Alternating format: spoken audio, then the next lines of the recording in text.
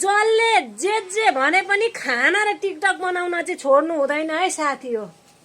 त मन पर्नेले like comment गरिहाल्नुहुन्छ, मन नपर्नेले पिलित्त ओठली पारेर गरेर आँखा यत्र गोरुका जत्र आँखा फर्काएर पिलित्त पारेर उँभो सारिहाल्छन् मन नपर्नेले होइन। मन पर्नेले लाइक गर्नेले गर्नुहुन्छ, नभए नि पुरा भिडियो हेरिहाल्नुहुन्छ। आफू त जसका भिडियो मेरो फर यू पेजमा आउँछन् पुरा हेर्छु, अमलाले लाइक गर्छु, कमेन्ट गर्न त्यति आउँदैन।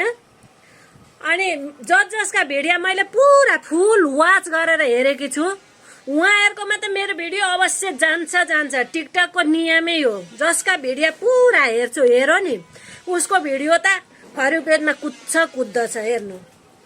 अनि रिस गर्नेलाई रिस गरिरहन् न, रिस गर्नै दिनुपर्छ हैन। मन पर्नेले लाइक गर्नुपर्छ, पुरा हेर्नुपर्छ।